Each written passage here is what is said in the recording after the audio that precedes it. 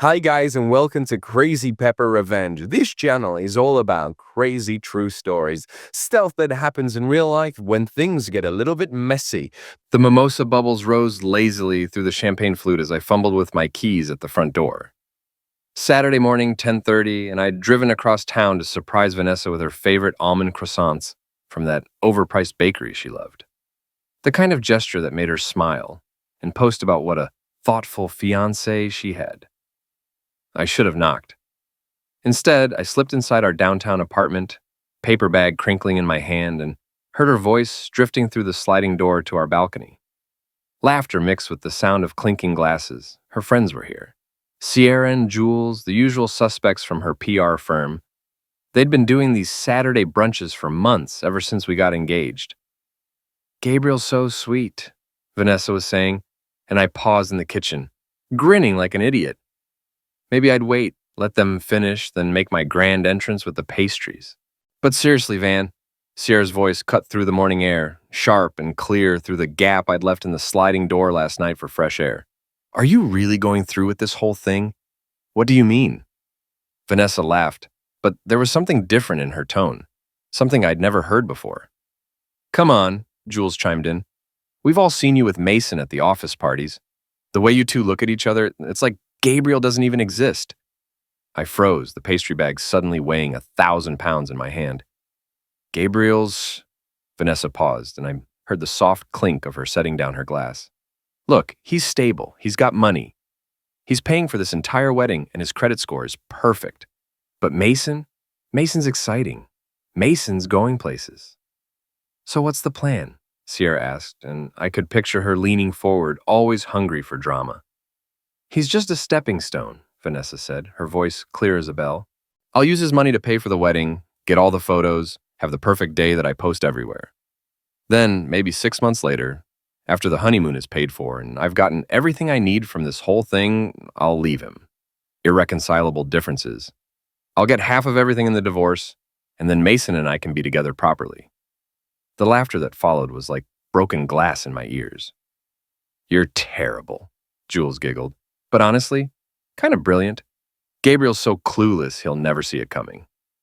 "That's what makes him perfect," Vanessa replied. "He thinks I'm this sweet, innocent girl who fell for his boring accountant charm. He has no idea I've been planning this since our third date. Did you know he's already put my name on half his accounts? Joint credit cards, joint savings, even put me as beneficiary on his life insurance. The man's practically gift-wrapped himself." "What about Mason? Does he know about the timeline?" Sierra asked.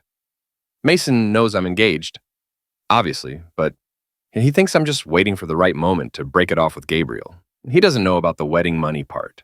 Men don't need to know all the details. They just need to know they're getting what they want, eventually." More laughter, more clinking glasses, more of my world crumbling with each word. I set the pastry bag down on the kitchen counter with shaking hands. My reflection stared back at me from the chrome surface of the refrigerator. Gabriel Brooks, 38 years old, forensic accountant, former amateur boxer, and apparently the biggest fool in Portland, Maine. But as I stood there, listening to them toast my stupidity with the champagne I'd bought, something cold and calculating settled in my chest. Something that had nothing to do with heartbreak and everything to do with the methodical, analytical mind that had made me very good at my job. See, there was something Vanessa didn't know about me, something I'd never bothered to mention because it never seemed important in our relationship. My specialty wasn't just forensic accounting. It was divorce asset recovery. I spent my days testifying against fraudulent spouses, tracking hidden money, and building airtight cases for betrayed partners. I was very, very good at destroying people who thought they were smarter than me. "I should probably head back inside," Vanessa was saying. "Gabriel said he might stop by this morning." "Just remember," Jules called out, 6 months after the honeymoon, and then you're free to upgrade to the better model. "Trust me," Vanessa laughed. "I've got it all planned out." I picked up the pastry bag and walked quietly back to the front door, letting myself out as silently as I'd entered. In the hallway, I leaned against the wall and closed my eyes, letting her words replay in my mind with perfect clarity. Every detail, every laugh, every casual cruelty. If Vanessa wanted to use me as a stepping stone, that was fine. But she'd picked the wrong stone to step on. 8 weeks. That's how long I had until our wedding day, and I intended to use every single day to perfection. The morning after the brunch, I showed up at Vanessa's apartment with coffee and fresh flowers, the same loving smile on my face that I'd worn for the past year. If she noticed anything different about me, she didn't show it. "You're so sweet, baby," she said, accepting the roses with a kiss on my cheek. "What did I do to deserve you?" "Just being you," I replied, and it wasn't even a lie. She was exactly who I thought she was now. I'd just been looking at her through the wrong lens. Over the next 2 weeks, I became the perfect fiancé. I picked up her dry cleaning without being asked. I surprised her with lunch at work, making sure to chat pleasantly with her colleagues, including Mason Dunn, the slick marketing director with the expensive suits and the wandering eyes. "Gabrielle, right?" Mason said the first time we met. His handshake just a little too firm, his smile just a little too wide. "Vanessa talks about you all the time." "All good things, I hope," I replied, matching his grip with the steady pressure I'd learned in boxing rings years ago. "She mentions you, too.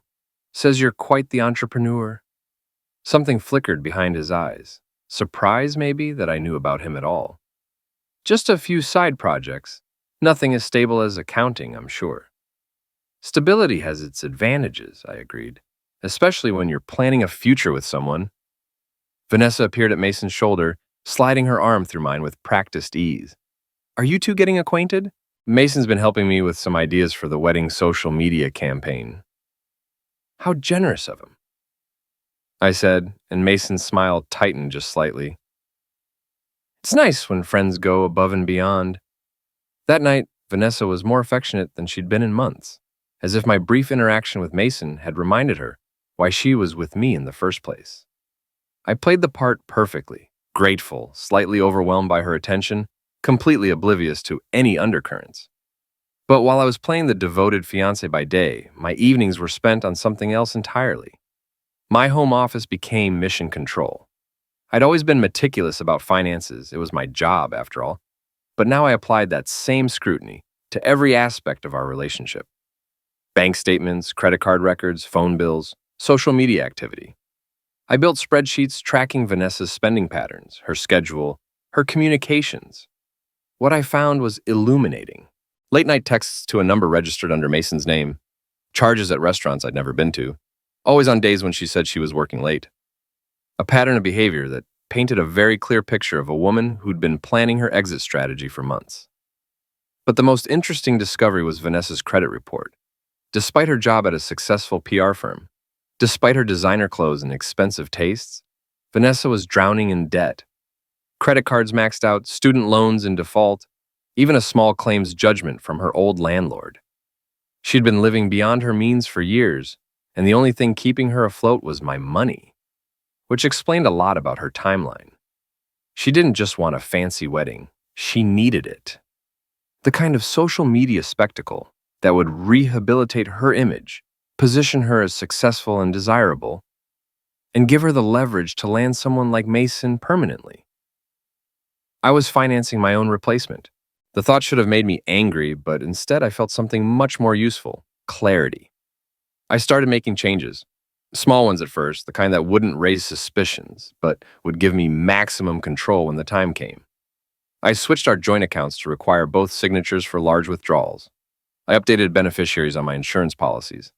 I made sure my name was on every wedding contract as the primary account holder. "You're so responsible," Vanessa said one evening as I reviewed the catering contract. "I'm lucky I don't have to worry about any of this boring stuff." "Just want everything to be perfect for you," I replied, signing my name with a flourish. "You deserve the wedding of your dreams." And she would get it, right up until the moment she didn't. 3 weeks before the wedding, I made my most important discovery. Mason wasn't just some successful entrepreneur. He was a serial relationship hopper with a pattern of targeting engaged or married women. A little digging into his background revealed 2 previous relationships that had ended the same way. He'd pursued women who were financially stable, convinced them to leave their partners, and then moved on once the novelty wore off. Vanessa thought she was playing me, but Mason was playing her. It was almost poetic. "You seem different lately," Vanessa said one night as we lay in bed. "Happy, more confident." "Wedding planning agrees with me, I guess," I said, pulling her closer. I can't wait to marry you. Me too, she whispered against my chest, and I almost believed she meant it. 2 weeks before the wedding, I put the final pieces in place. Every vendor contract was structured the same way. Deposits paid for my accounts, with cancellation fees and refunds tied to the primary account holder. Vanessa's name was on everything as the bride, but the financial responsibility and control was entirely mine. The wedding planner wants to go over the final details, Vanessa said, waving a stack of papers. Can you handle it? I'm swamped at work. Of course, I said, taking the papers. Leave everything to me. She kissed me gratefully and rushed out the door, probably to meet Mason for another of their working lunches. I watched her go, then spread the contracts across my kitchen table like battle plans. 1 week before the wedding, I received the final confirmation I needed. Vanessa had requested the Monday after our honeymoon off work, ostensibly to recover from the trip. But her computer, which she'd asked me to fix the previous month, had automatically backed up her emails to the cloud account I'd set up. The email to Mason was short and sweet. 1 more week of the charade, and then we can be together properly. G will be devastated, but he'll get over it. They always do. I printed the email and filed it with the rest of my evidence. Then I opened my laptop and began typing the message that would end everything. But not yet. First, Vanessa was going to get exactly what she'd asked for. The perfect wedding day. With all the photos and social media moments she'd dreamed of, she just wouldn't be getting the groom. The boxing gym at 6 a.m. was my sanctuary. Iron weights clanging, heavy bags swaying, the smell of sweat and determination thick in the air. I'd been coming here since college, back when I thought I might make something of myself in the ring, before I discovered I had a better talent for numbers than for taking punches. You're hitting different lately, said Nate Morrison, the gym's owner and my oldest friend. He was wrapping his hands, preparing for his own workout, but his eyes were on me as I worked the heavy bag. More focused, more angry. Wedding stress, I said, throwing a combination that made the bag dance on its chain. Uh-huh. Nate had been a cop for 15 years before he bought this place, and he still had that way of looking at people that made them want to confess things. You want to talk about it? I stopped punching and turned to face him. Nate was one of the few people who knew me well enough to see through the performance I'd been putting on for the past 2 months. He'd also been married and divorced twice, so he understood the particular kind of betrayal that came with wedding planning. Hypothetically, I said, unwrapping my hands, if someone was planning to screw you over and you found out about it, what would you do? Hypothetically, I'd screw them over first, but better. Nate grinned. What kind of screwing over are we talking about here? I told him everything. The brunch conversation, the emails, the financial investigation, Mason's history. Nate listened without interruption, his expression growing darker with each detail. Jesus, Gabe, he said when I finished. She's really planning to take you for everything. She's planning to try, I corrected. But she made one crucial mistake. What's that? She assumed I was stupid. Nate laughed, a sharp bark that echoed off the gym walls. Yeah, that's a problem. So what's the plan? I'd been thinking about that question for weeks, refining and perfecting my approach like I was building a case for court. The plan had to be legal, devastating, and absolutely foolproof. Vanessa was counting on my predictability, my stability, my boring accountant nature. She expected me to be hurt and confused when she left. Maybe try to win her back, certainly not put up much of a fight in the divorce. She had no idea what I was actually capable of. The wedding is in 5 days, I said. 300 guests, all her family and friends, plus everyone from her office. Mason will be there as her colleague. The whole thing is being photographed and videotaped for her social media empire. Sounds expensive. $47,000 to be exact. All paid for by me, all contracted in my name, all refundable to my accounts only if canceled, with proper notice.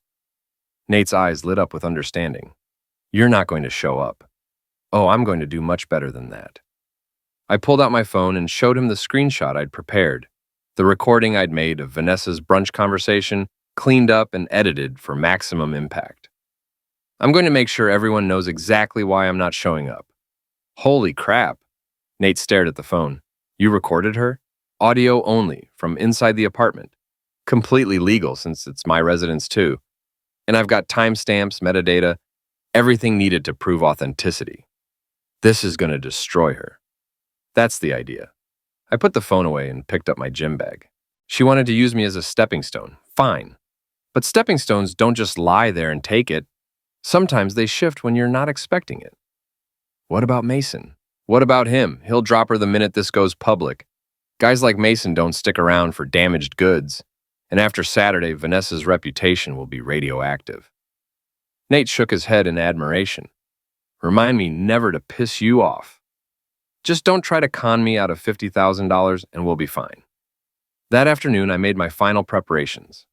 The wedding was set for Saturday at 2 p.m. at St. Michael's Cathedral, followed by a reception at the Portland Harbor Hotel. I'd already confirmed that both venues had excellent cell service, important for what I'd planned. I also made one last visit to my lawyer, Cliff Brennan, a sharp-tongued divorce attorney who specialized in high-conflict cases. I'd worked with Cliff on several forensic accounting cases over the years, and he appreciated my attention to detail. This is either brilliant or completely insane, Cliff said after reviewing my evidence file. Probably both. Is it legal? Everything you've done so far? Absolutely. The recording was made in your own home, the financial investigation involves your own accounts, and you have every right to cancel services you've contracted for. He leaned back in his chair. The public humiliation aspect is where things get interesting. Interesting how? Well, she could potentially sue for emotional distress, but she'd have to prove your actions were beyond the bounds of reasonable behavior.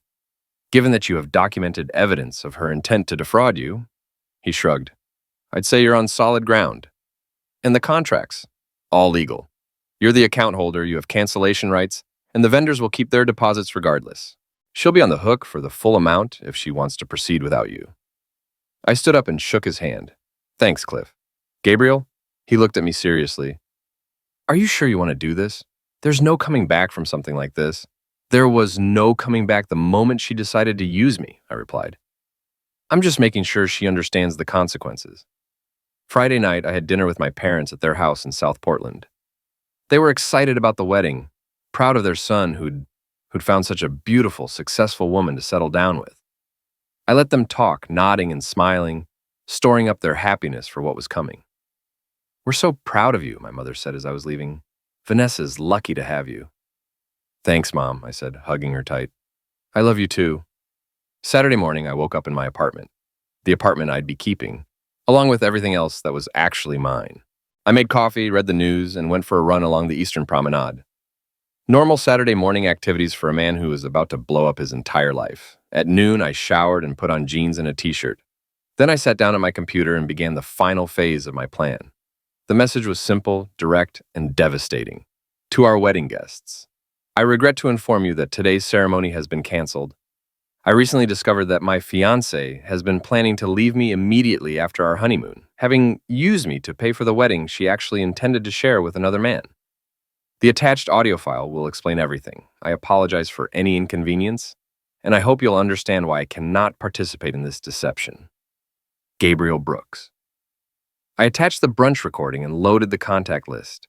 Every guest, every vendor, every person who was supposed to be part of Vanessa's perfect day. At 1:45 p.m., 15 minutes before the ceremony was scheduled to begin, I hit send. Then I poured myself a glass of whiskey and waited for my phone to start ringing. The first call came at 1:52 p.m. Vanessa's number, but her father's voice. Gabriel, what the hell is this message? What audio file? I let it go to voicemail. The second call was from my mother, confused and worried. I let that one go too. By 2:15 p.m., my phone was buzzing constantly. Calls, texts, voicemails piling up faster than I could track them. I turned the volume off and watched the notifications accumulate like falling snow. At 2:30, I decided it was time to see the results of my work. Social media was a beautiful thing when you knew how to use it. Within minutes of my message going out, the wedding guests had started posting. Photos of the empty altar, videos of confused family members, screenshots of my message with the audio file attached. The hashtag #SteppingStoneWedding was already trending locally. Jules, Vanessa's social media obsessed friend, had apparently been live streaming the pre-ceremony preparations when the news broke. Her video, posted 20 minutes ago, showed the exact moment when the guests started checking their phones. You could see the wave of realization ripple through the church as people listened to the audio file. And then you could see Vanessa. She was in the bridal suite, radiant in her $12,000 dress. When Jules burst in with her phone, the live stream captured everything, Vanessa's confusion, then dawning horror, as she listened to her own voice talking about stepping stones and divorce plans. The moment when she realized that 300 people were hearing her casual cruelty in real time. The scream that followed was going to be internet famous. But the real masterpiece was what happened next. Mason, who had been mingling with the guests as Vanessa's colleague, was caught on multiple phones trying to sneak out the back of the church. Someone had recognized his voice in the audio file, and a small crowd of Vanessa's relatives had cornered him near the parking lot. "Are you the Mason she was talking about?" Vanessa's uncle demanded, and Mason's face went white. "I don't know what you're talking about," he stammered, but the lie was obvious to everyone watching. "You son of a witch," Vanessa's father growled. And for a moment, it looked like things might get physical before cooler heads intervened. Mason made it to his car, but not before someone got his license plate number and posted it online, along with his full name and employer information. By 3 p.m., the cathedral was empty except for Vanessa, her parents, and the wedding planner, who was frantically trying to figure out what to do about the reception. The vendors were calling, demanding to know if the event was still happening, if they'd be paid, if they should pack up and leave. That's when Vanessa tried calling me directly. I answered on the fourth ring. "Gabriel," her voice was barely controlled, shaking with rage and desperation. "We need to talk. Do we? You can't do this. You can't humiliate me like this in front of everyone I know." "I didn't humiliate you, Vanessa. I just shared your own words with the people who were supposed to celebrate your honesty and commitment today. That was private. That was between friends." "Was it? Because it seemed like it was about me and our relationship and your plans for our marriage." I kept my voice calm, reasonable. "I thought our wedding guests should know what they were really celebrating." "Gabriel, please." The anger cracked, revealing something desperate underneath. "We can fix this. We can work this out." "How exactly would we fix this? Are you going to unsay the things you said, unplan the things you planned?" I was just talking. I didn't mean it." "Which part didn't you mean? The part where you called me a stepping stone? The part where you planned to leave me after 6 months? Or the part where you laughed about how clueless I was?" Silence on the other end. "Here's what's going to happen," I continued. "The wedding is canceled. The vendors will keep their deposits, but they won't provide services without payment in full, which you can't afford. The reception is canceled. The honeymoon is canceled. And tomorrow morning, I'm filing paperwork to remove you from all of my accounts and credit cards." "You can't do this to me." "I'm not doing anything to you, Vanessa. I'm just not letting you do it to me. I'll sue you. I'll take you for everything." "With what lawyer? You're broke, remember? And even if you weren't, what exactly would you sue me for? Refusing to marry someone who is planning to defraud me?" Another long silence. "I loved you," she whispered finally. "No," I said quietly. "You loved my money. You loved my stability. You loved what I could do for you. But you never loved me. If you had, you wouldn't have been able to laugh about destroying my life." I hung up. The next few hours were a masterclass in social media destruction.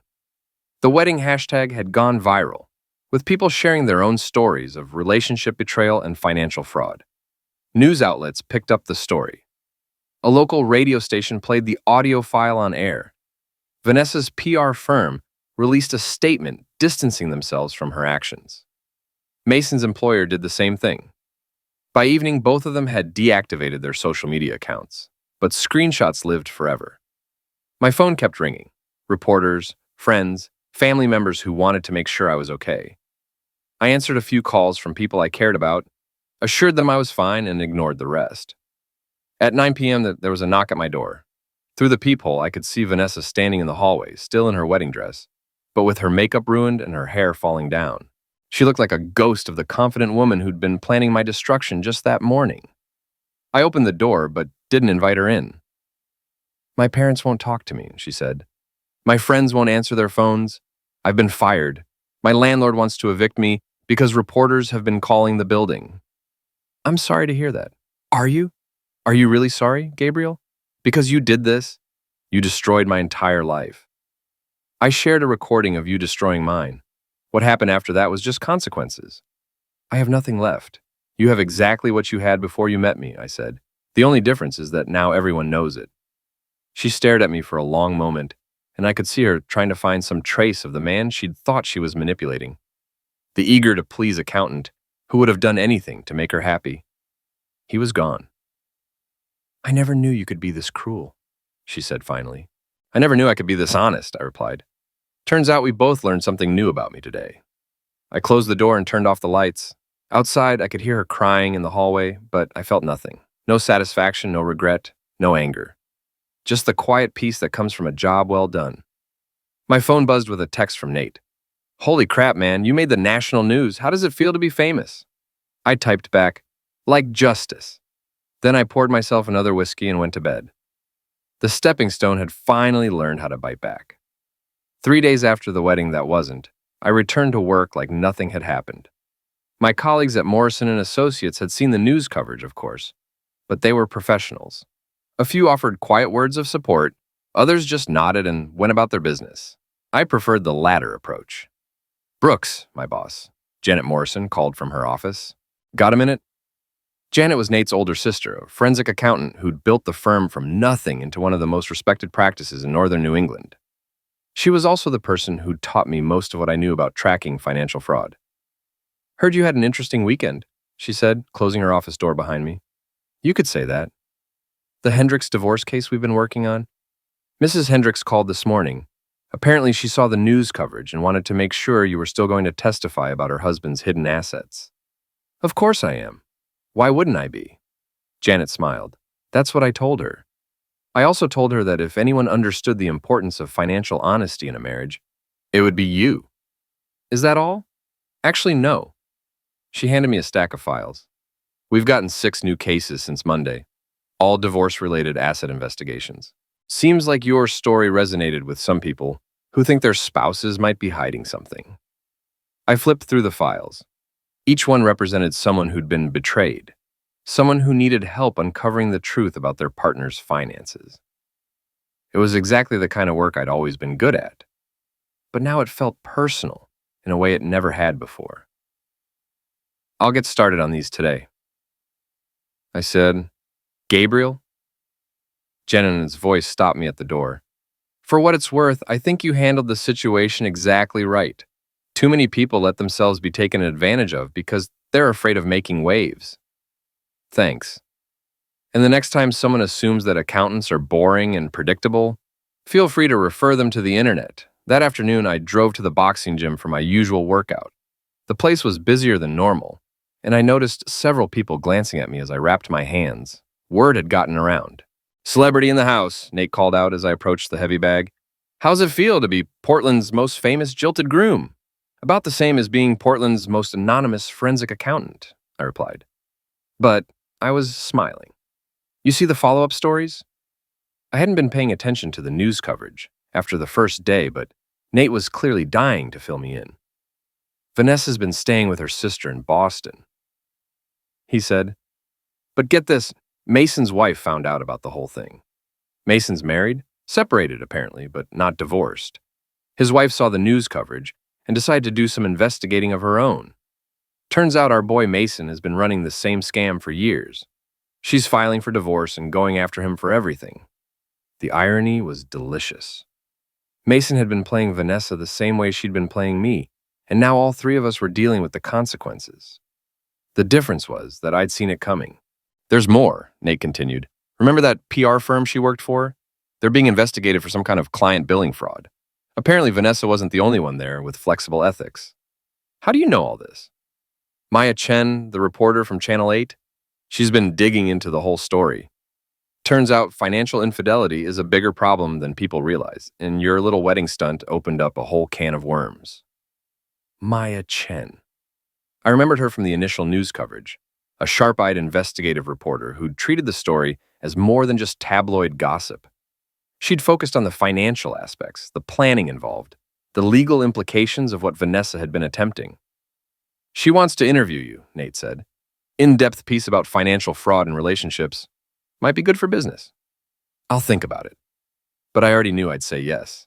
Vanessa had planned to use our wedding as a social media launch pad for her new life.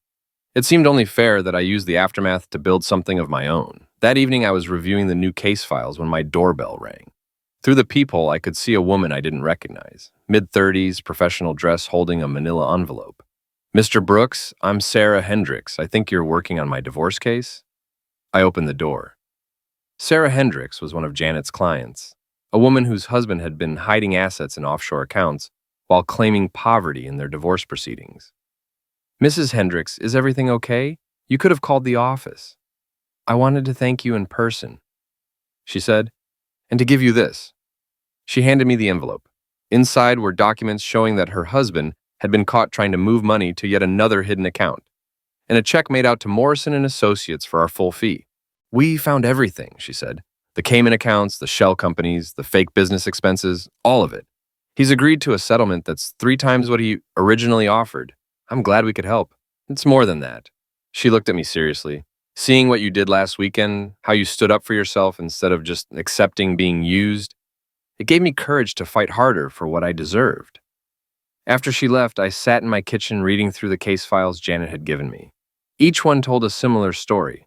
Someone who'd trusted their partner completely, only to discover that trust had been weaponized against them. I understood exactly how they felt. My phone buzzed with a text from an unknown number. This is Maya Chen from Channel 8. Would you be interested in discussing a follow-up story about financial infidelity? I think your experience could help a lot of people. I stared at the message for a moment, then typed back, yes. When would you like to meet? The response came immediately. Tomorrow at 2 p.m., my office. See you then. I set the phone down and opened my laptop. If I was going to be the public face of financial betrayal, I might as well do it right. I started drafting an outline of everything I'd learned about protecting yourself from a partner who saw you as a bank account instead of a person. Vanessa had wanted to use our relationship as a stepping stone to something better. Instead, she'd given me a platform to help other people avoid the same trap. The irony was almost too perfect. 6 months later, I was sitting in the green room at a Boston television station, waiting to go on air for my 3rd national interview about financial infidelity. The book I'd written, The Stepping Stone Strategy, Protecting Yourself from Financial Betrayal, had hit the bestseller list 2 weeks earlier. My phone buzzed with a text from Nate. You see the news about Mason? I hadn't, but a quick Google search filled me in. Mason Dunn had been arrested for wire fraud in connection with a fake investment scheme. Apparently, after his divorce and the loss of his job following our wedding debacle, he'd gotten desperate and started promising clients returns on investments that didn't exist.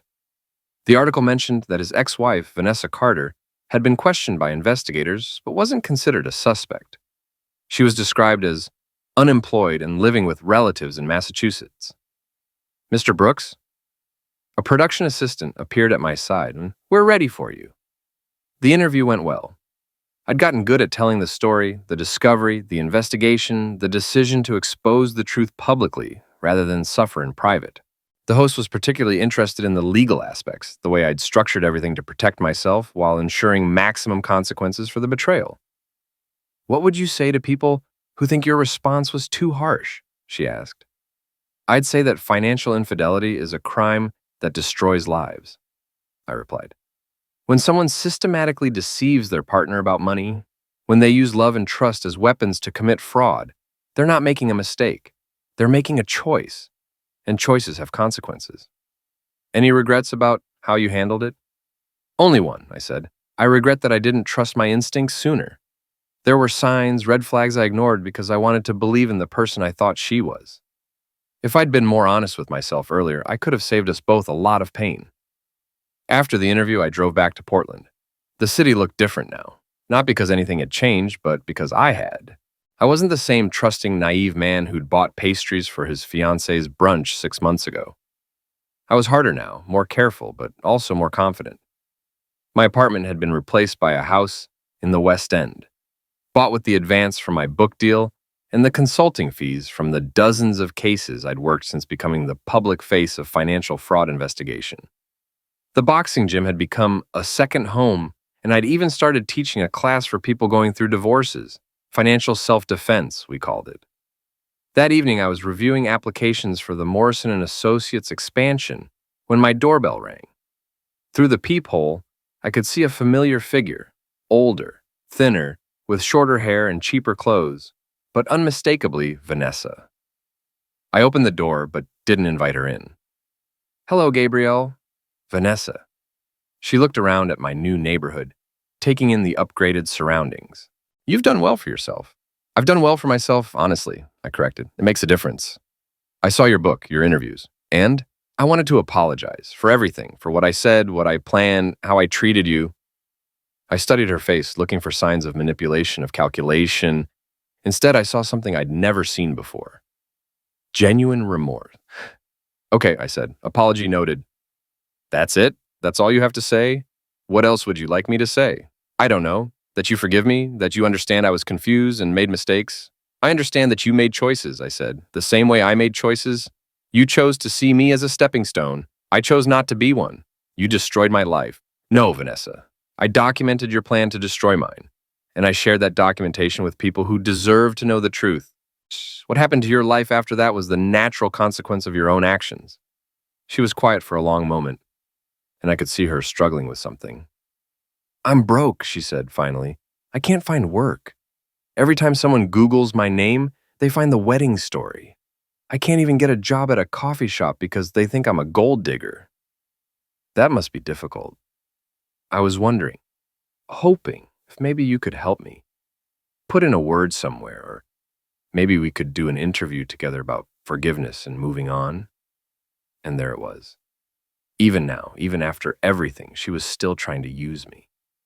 Still looking for an angle, a way to turn my success into her opportunity. No, I said simply. Gabriel, please, I have nothing left. You have exactly what you always had, I replied, echoing what I'd told her 6 months ago. The only difference is that now you can't hide it behind someone else's money. I've learned my lesson.